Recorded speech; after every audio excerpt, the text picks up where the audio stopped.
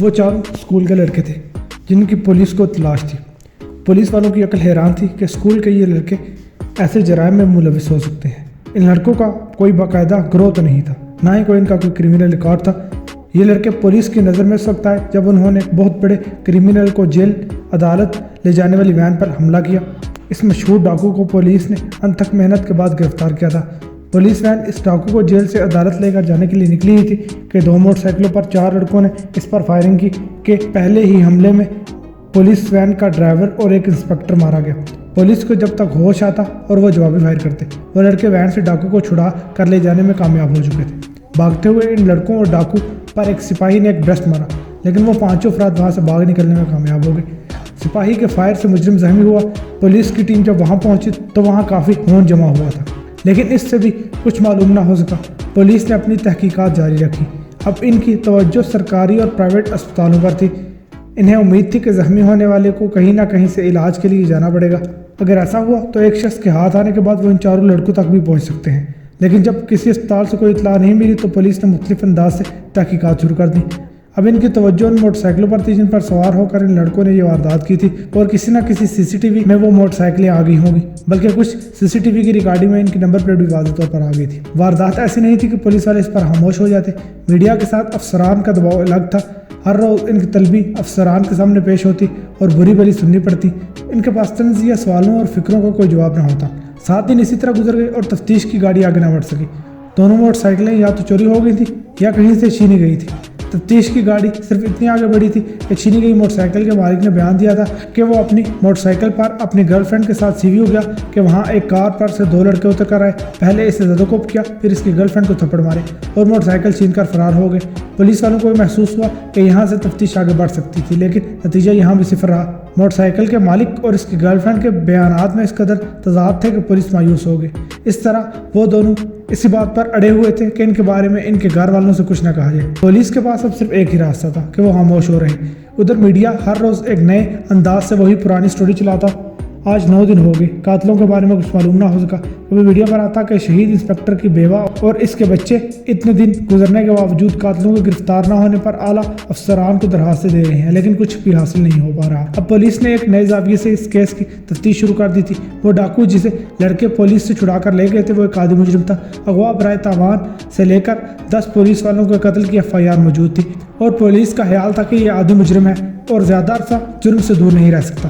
Police نے اپنے مخبروں کو ایکٹیو کرنے کے ساتھ ڈاکو کے پرانے ساتھیوں پر بھی نظر رکھنی شروع کر دی، لیکن 15 روز کے بعد جب کچھ بھی نہ ہوا بلکہ 16ویں دن اطلاع ملی کہ ڈاکو ملک چھوڑ کر تھائی لینڈ فرار ہو گیا ہے، جہاں کا ویزا بآسانی حاصل ہو جاتا ہے۔ پولیس نے ایک بار پھر صفر سے آغاز کر دیا۔ اب کی بار پولیس نے بڑے اسکولوں پر نظر رکھنی شروع کر دی، کیونکہ چھینی گئی موٹر سائیکل کے مالک نے بتایا تھا کہ ایک کار سے 2 لڑکے آئے تھے جن کی عمر 12 سے 15 برس تھی۔ بڑے اسکولوں پر پولیس کی توجہ اس لیے تھی کہ بائک والے نے بتایا تھا کہ موٹر سائیکل چھیننے والے کار میں آئے تھے، یقیناً وہ کسی امیر باپ کی اولاد تھے۔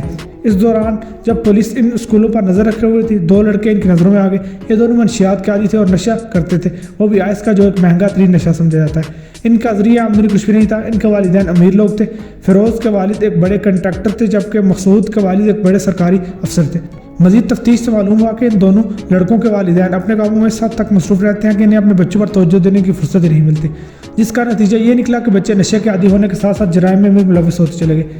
اس عادی مجرم ڈاکو کے تھائی لینڈ فرار ہو جانے کے بعد پولیس کی تمام تر توجہ ان لڑکوں کی جانب تھی، لیکن تفتیش ایک قدم آگے نہ بڑھ سکی۔ البتہ یہ معلوم کر لیا گیا کہ نشہ کہاں سے حاصل کرتے ہیں۔ انہیں نشہ فراہم کرنے والا ان کے اسکول کے قریب موجود ہوتا تھا۔ دونوں لڑکے وہیں سے آئس حاصل کرتے جو بظاہر ایک منی بس کا ڈرائیور تھا، لیکن اس کے ذریعے آمدنی اسکول کے بچوں میں نشہ فراہم کرنا تھا۔ دونوں لڑکوں فیروز اور مسعود پر نظر رکھتے ہوئے 2 اور لڑکے اسحاق اور حضر بھی پولیس کی نظروں میں آ گئے۔ ان دونوں لڑکوں کا بھی تعلق طبقہ اشرافیہ سے تھا۔ ان کے والدین بھی ایسے ہی تھے جیسے فیروز اور مسعود کے والدین۔ یہ چاروں اسکول میں قریبی دوست سمجھے جاتے تھے اور چاروں ہی مہنگے نشے کے عادی تھے۔ تفتیش کے دوران پولیس کو معلوم ہوا کہ اسحاق سب سے امیر لڑکا ہے۔ اس کے والد ایکسائز میں تھے، لیکن انہوں نے اپنا کاروبار بھی شروع کر رکھا تھا۔ وہ پرانی فلموں کے 2nd اور 3rd ڈاؤن کے لیے فلمیں لیتا تھا اور سینما میں نمائش کے لیے پیش کر دیتا تھا، اور پھر پرانی فلموں میں XXX فلموں کے ٹوٹے جوڑ دیتا تھا، اور اس کے بعد ہر شو ہاؤس فل رہتا۔ فیروز اور مسعود کا شمار اسکول کے ذہین بچوں میں ہوتا تھا۔ اس دوران ایک ایسا واقعہ ہوا کہ پولیس کو پھر سے چوکنا ہونا پڑا۔ ہوا کچھ یوں کہ ایک ٹیچر اپنی گھڑی سٹاف روم میں بھول گئے۔ लेकिन जब वो क्लास लेकर वापस पहुंचे तो घड़ी वहां से गायब थी। बात प्रिंसिपल तक पहुंची तो उन्होंने अपने तौर पर मालूमात हासिल करनी शुरू की। तो मालूम हुआ फिरोज चूंकि स्कूल देर से आया था, इसलिए वो परेड के दौरान क्लास में जाने के बजाय स्टाफ रूम में जा बैठा था। प्रिंसिपल ने फिरोज को अपने पास बुलाया, लेकिन वो ज़हनी तौर पर तैयार नहीं था। इसने कस्में खाने के साथ ही अपनी तलाशी देने की पेशकश की। जब इसकी तलाशी ली गई तो इसके पास से कुछ बरामदा हुआ। अभी फिरोज प्रिंसिपल के दफ्तर में ही था। एक टीचर ने आकर बताया कि घड़ी मिल गई है। तो प्रिंसिपल साहब ने सवाल किया, कहाँ से मिली? आने वाले ने बताया कि घड़ी स्टाफ रूम के बाथरूम से मिली। प्रिंसिपल ने उस्ताद को बुलवाया जिसने अपनी घड़ी चोरी होने की इत्तला दी थी। जब वो आए तो प्रिंसिपल साहब ने सवाल किया कि आपने बाथरूम में पहले नहीं देखा था? उन्होंने कहा, सर बाथरूम बंद था तो मैं कैसे देख सकता था। प्रिंसिपल साहब ने इनकी बात गौर से सुनी और फिरोज ने निहायत बदतमीजी से कहा, अगर देखा होता तो पहले ही क्यों ना मिल जाती। प्रिंसिपल ने इसे भी सुना, लेकिन फिर कहा, कल तुम अपने वालिद या वालिदा को स्कूल लेकर आना। फिरोज पैर पटकता हुआ कमरे से निकल गया। अगली सुबह फिरोज स्कूल आया तो इसकी वालिदा इसके हमरा थी। स्कूल आते ही फिरोज वालिदा को लेकर प्रिंसिपल के दफ्तर में पहुंचा तो वहां पहले ही से वो ड्राइवर मौजूद था जिससे फिरोज और इसका दोस्त आइस लेते थे। फिरोज की वालिदा जब प्रिंसिपल ऑफिस में गई तो इनका मूड हासा जा रहा था। उन्होंने दफ्तर में दाखिल होते सवाल किया, क्यों बुलवाया आपने मुझे? प्रिंसिपल साहब के चेहरे पर मुस्कुराहट आ गई। उन्होंने कहा, मैंने आपको नहीं बल्कि फिरोज के वालिद को बुलवाया था। फिरोज की वालिदा ने कहा, वो शहर में नहीं है इसलिए मुझे आना पड़ा और मैं भी एक मीटिंग छोड़कर आई हूँ। प्रिंसिपल साहब ने फिरोज की वालिदा से मुखातिब होते हुए कहा, बेगम साहिबा आप एक मशहूर समाजी कारकुन हैं, लेकिन माजरत के साथ समाज की खिदमत करते हुए आप अपने घर से बिल्कुल लाताल्लुक हो चुकी हैं। प्रिंसिपल साहब का लहजा बहुत नरम था, लेकिन फिरोज की वालिदा अचानक गुस्से में आ गई और उसीली लहजे में जवाब दिया, ये आप किस तरह कह सकते हैं? बल्कि मैं तो ये कहूँगी कि आप मुझ पर इल्ज़ाम आयद कर रहे हैं। चल भाई मंजूर, बेगम साहिबा को बता कि इनका बेटा कब से तुमसे आइस खरीद कर इस्तेमाल कर रहा है। मंजूर ड्राइवर ने कहना शुरू किया, 6 माह से कुछ ज़्यादा अरसा हुआ है कि फिरोज और उसके दोस्त मुझसे आइस खरीद रहे हैं। अभी वो इतना ही कह पाया था कि प्रिंसिपल साहब ने कहा, आइस तो बहुत महंगा नशा है, क्या तुम्हें कैश देते हैं या तुम इन्हें उधार भी नशा फराहम करते हो? प्रिंसिपल के सवाल के जवाब में इसने बताया, इब्तदाई दिनों में उन्होंने उधार खरीदा था, लेकिन 2 माह पहले 2 लाख एडवांस दिए, लेकिन अब 3 दिन से वो रकम खत्म हो गई है और परसों मैंने इन्हें उधार देने से इनकार कर दिया था। इस पर प्रिंसिपल साहब ने कहा, यानी जिस रोज इस टीचर की घड़ी चोरी हुई इससे 1 रोज़ पहले तुमने उधार देने से इनकार किया था। प्रिंसिपल साहब के इस इंकशाफ पर फिरोज की वालिदा बहुत बुरी तरह से चौंक गई। उन्होंने मंजूर ड्राइवर से सवाल किया, मुझे बताओ कि फिरोज पहली बार किसके साथ तुम्हारे पास आया? इसके जवाब में मंजूर एक लम्हे के लिए खामोश हो गया, फिर कहा, ये पहली बार इसहाक के साथ आया, लेकिन अब इसहाक मेरे पास बिल्कुल नहीं आ रहा। फिरोज की वालिदा ने कहा, तो क्या अब वो किसी और का ग्राहक बन गया है? इस बार भी मंजूर कुछ देर खामोश रहा। इसहाक 15 रोज़ ऐसे अस्पताल में रहा जहां मनशियात के आदि अफराद का इलाज किया जाता है और अब वो इस लाने से दूर है। मंजूर का फिक्रा मुकम्मल हुआ तो फिरोजा की वालिदा ने बेटे के मुंह पर इतने ज़ोर से तमाशा मारा कि वो लड़खड़ा गया। इसके बाद प्रिंसिपल साहब ने फिरोज को अपने करीब बुलाया और इसकी वालिदा से कहा, आप अब कुछ तवज्जो अपने घर पर और अपनी औलाद पर भी दीजिए। प्रिंसिपल साहब के इस फिक्रे के बाद फिरोज और इसके वालिदा रुखसत होने लगे तो उसी वक्त प्रिंसिपल साहब के दफ्तर में पुलिस दाखिल हुई और इसने मंजूर ड्राइवर को हथकड़ियां पहना दी। इसके बाद उनके सामने पुलिस इसे अपनी वैन में बिठा कर ले गई। बाद मालूम हुआ कि इसके अड्डे पर पुलिस ने छापा मारा और इसके साथ साथ हीरोइन की भी काफी बड़ी तादाद बरामद की।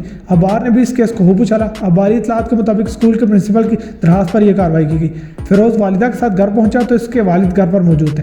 वालिदा ने स्कूल में होने वाली पूरी रुदात शोहर को सुनाई तो वो फिरोज को मारने के लिए आगे बढ़ा तो वालिदा दरमियान में आ गई और कहा, बच्चों से गलती हो जाती है और बड़ों का फर्ज होता है कि इन्हें माफ़ कर दिया जाए ताकि बच्चे गलती सुधारने पर मजबूर हो जाए।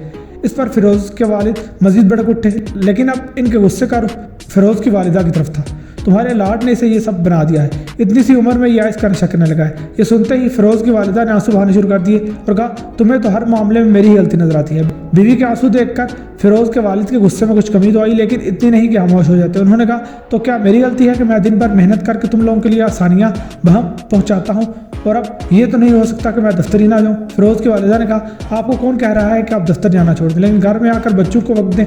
ये क्या दफ्तर से आते ही दफ्तर की फाइलें भी ले आते हैं और फिर से इन काम में मसरूफ हो जाते हैं? फिरोज के वालिद ने ये सुना तो कहा, मैं वक्त बच्चों को दूं और तुम अपनी सोशल एक्टिविटी को कम नहीं कर सकते। ये मत भूलें कि मेरी ये मसरूफियात तुम्हारे कारोबार में कितनी मददगार है। ये सुनते ही फिरोज के वालिद कमरे से निकल गए, लेकिन जाते जाते कह गए, इसे इसके कमरे में बंद कर दो और खबरदार कोई से खाने का ना पूछे। फिरोज के वालिद ये कहकर चले गए, लेकिन फिरोज की वालिदा ने बेटे को तसल्ली दी, इन्हें कहने दे, मैं कल ही तेरे इलाज के लिए डॉक्टर से रब्ता करती हूँ और तू भी इसहाक की तरह नशे की आदत से निजात पा लेगा। और फिरोज मुतमईन होकर अपने कमरे में जाकर लेट गया। मगरब की अजान से कुछ देर पहले वो ट्रे से जाकर फिरोज के कमरे में आई और कहा, जल्दी ले, अपने अब्बा के आने से पहले खा ले ताकि मैं बर्तन धोकर खाने का हर निशान मिटा दूं। अगले रोज फिरोज ने स्कूल जाने की तैयारी शुरू की तो उसके वालिद घर पर थे। उन्होंने फिरोज को तैयार होता देखकर सवाल किया, कहाँ की तैयारी है साहबजादे? उसने कहा, स्कूल के लिए तैयार हो रहा हूँ। इसके वालिद ने तंज़ी अंदाज में कहा, स्कूल जा रहे हो या नशा लेने जा रहे हो? इससे पहले कि फिरोज को जवाब देता इसकी वालिदा ने कहा, جو نشہ مہیا کرتا تھا اسے کل ہمارے سامنے پولیس نے پکڑ لیا ہے، جس کا ذکر آج کے اخبارات نے شائع بھی کیا ہے۔ اس کے ساتھ ہی وہ بیٹے سے بات ہوئی اور کہا میں تمہیں آج ڈاکٹر کے پاس لے کر جاؤں گی تاکہ تمہارا علاج ہو جائے اور تم اس گندی عادت سے پیچھے چھڑا سکو۔ اس پر فیروز کے والد بڑبڑائے، اس عورت کو تو صرف پیسے کی بربادی کا شوق ہے، لیکن نہ فیروز نے نہ اس کی والدہ نے بڑبڑاہٹ کا کوئی جواب دیا۔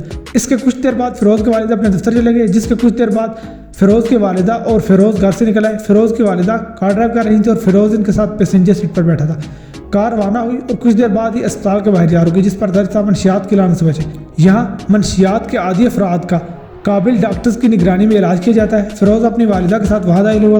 اس کی والدہ اس ڈیسک تک گئی جس پر استقبالیہ لکھا ہوا تھا۔ وہاں پہنچتے ہی استقبالیہ پر موجود لڑکی سے کہا مجھے ڈاکٹر علی سے ملنا ہے۔ فیروز کی والدہ نے کہا۔ اس پر استقبالیہ کلرک نے سوال کیا آپ نے وقت دیا ہے ڈاکٹر علی سے؟ فیروز کی والدہ نے کہا میں نے رات ان سے بات کی تھی تو انہوں نے کہا تھا کہ 11 بجے تک آ جائے گا، اس لیے میں 11 بجے سے پہلے آ گئی ہوں۔ فیروز نے ڈاکٹر کو دکھایا۔